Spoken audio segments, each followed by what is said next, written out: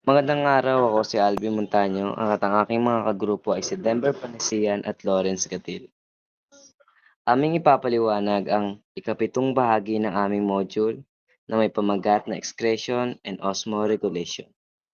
The function of excretion and osmoregulation are closely related and are performed by gills and kidneys in fishes.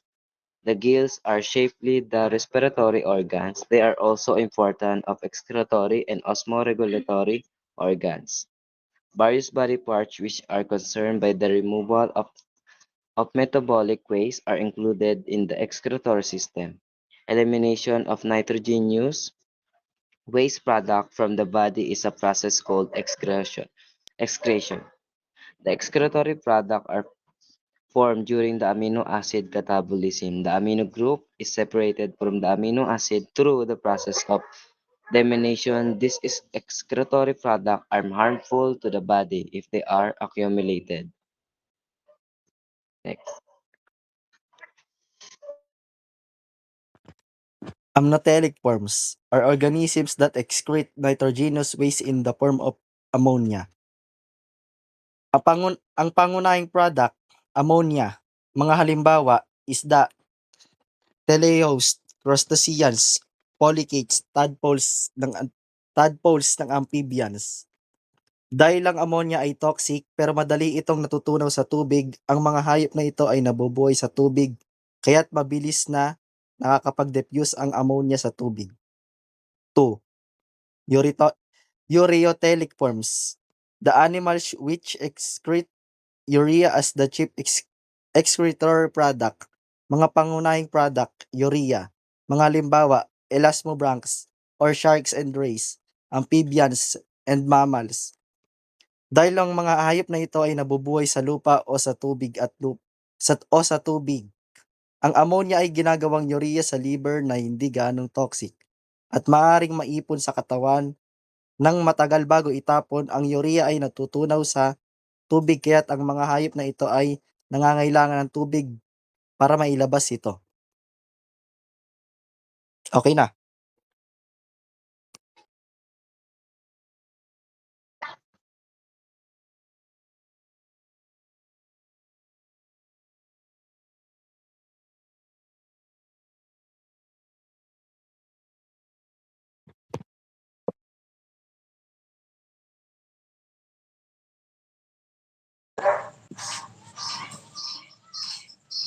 The the telostean kidney is generally divided into two portions. Head kidney or anterior, and the trunk kidney or posterior. Yung head kidney, ito yung parang gumagawa ng hematopoietic tissue o yung gumagawa ng cellula ng dugo.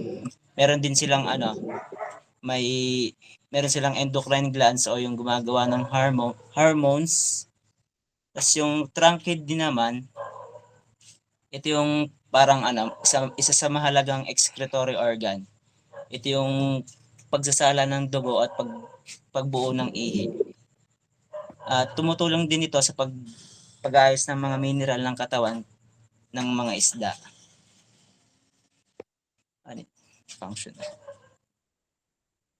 Functional unit of kidney is the nephron. It is made of first renal corpuscle, includes Bowman capsule and glomerulus that acts as ultrafilters where the blood is filtered under high pressure. Sa renal corpuscle naman, ito yung dito sinasala ang dugo sa pamamagitan ng mga high pressure, ganon. Second, renal tubule. The renal tubule is excretory fluid flows through the renal tubule. Ang renal tubule naman, dito dumadaan yung mga likidong magiging ihi at inaayos dito ang mga dumi at dami ng tubig at asin.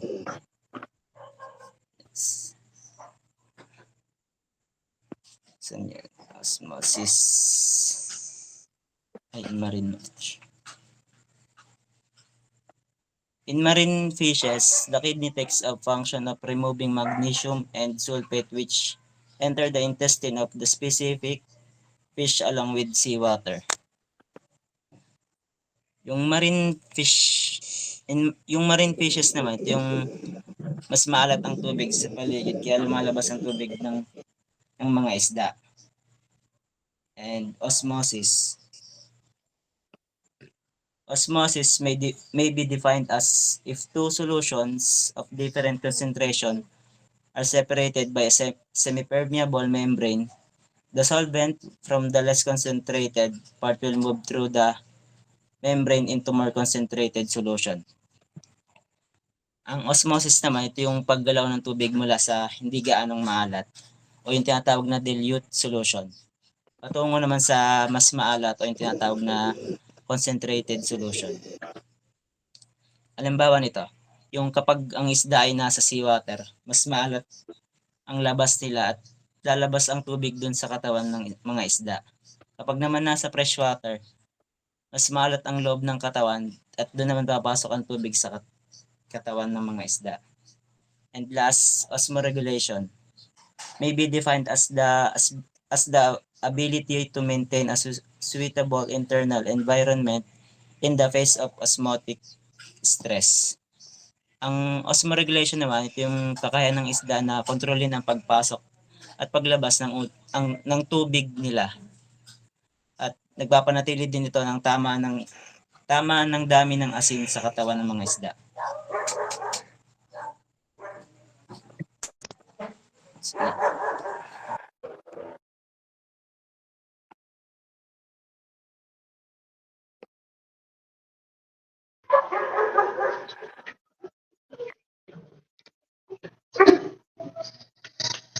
Fish can be divided into four groups according to their strategy of regulation of internal water and total solute concentration.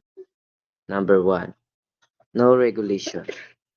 Our osmoconformers are animals that can control the osmotic state of their body fluids so they match the osmolarity of their surrounding. Example included hagfish, which live in seawater and have a similar salt concentration to their environment. Ability of elasmobranch. Marine animals are like shark, conserve water by concentrating urea, absorbing seawater, excreting excess salt through urine, feces, and rectal gland, maintaining blood solute concentration similar to or higher than seawater. Number 3, possessed by marine teleos. Have have lower internal salt concentration than seawater, lose water by diffusion, drink seawater to replace lost water, excrete excess salt through gills, filaments, and opercular skin via active transport. Freshwater teleos and some elasmobranch operate hyperosmotically, higher solute concentration inside the outside. Gain water by diffusion, excrete excess water through kidney, conserve salt through prolactin, food, and active transport in chloride cells. And that's the four group according to their strategy of regulation.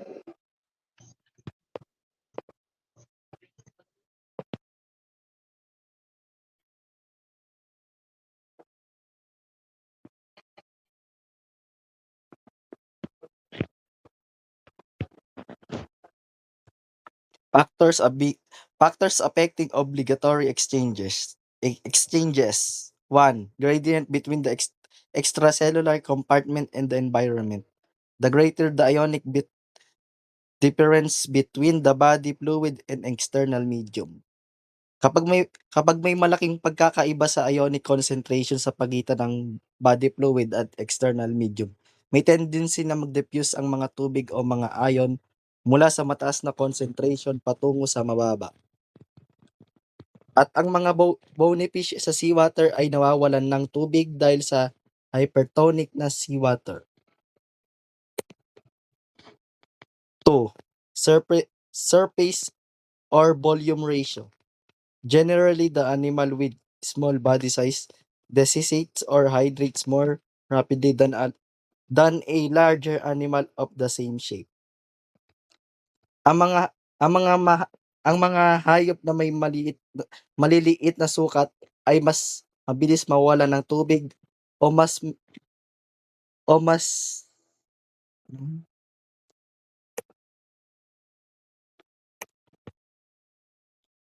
o sumisipsip ng tubig kaysa sa malalaking hayop. Ito ay dahil sa mas malaking surface area relative sa volume. 3. Permeability of the gills. Fish are fi- fish gills are necessarily permeable to water and solutes as they are the main site of exchange of oxygen and carbon dioxide between the blood and the water. Ang gills ng ang gills ng isda ay permeable sa tubig at ang mga ion. Kaya kaya't may exchange ng oxygen, carbon dioxide at mga ion. Ang yu- ang Euryhaline fishes ay may reduced permeability sa tubig kaya't nakakayanan nila ang iba't ibang uri ng tubig. Sa madaling salita, ang mga isda ay may mga adapsyon para makontrol ang balanse ng tubig at mga ayon sa kanilang katawan, lalo na sa iba't ibang uri ng tubig. 4. 4. Feeding. Fishes take water and solute along with the feeding. Ang mga isda ay may iba't ibang paraan ng pag-regulate ng asin at tubig sa kanilang katawan depende sa kanilang tirahan at pagkain. Halimbawa, mga isda sa seawater. Kapag kumakain ng mga isda sa seawater, nakakakuha sila ng maraming asin kaysa tubig. Kailangan nila ng espesyal na mekanismo para mailabas ang labis na asin. Ang mga isda sa seawater ay may salt-excreting glands o specialized cells sa gills na tumutulong sa pag-excrete ng labis na asin. Mga halimbawa sa freshwater. Mga isda sa freshwater. Halimbawa, kapag kumakain ng mga isda sa freshwater, nakakakuha sila ng maraming tubig kaysa asin. Kailangan nila ng espesyal na mekanismo para makatipid ng asin. Ang mga isda sa freshwater ay may mga ion pumps sa gills na tumutulong sa pag-absorb ng asin at pag-excrete ng labis na tubig. Thank you again. I'm Alvin Montaño. And I am Denver Banasian. And I'm Lawrence Gatil.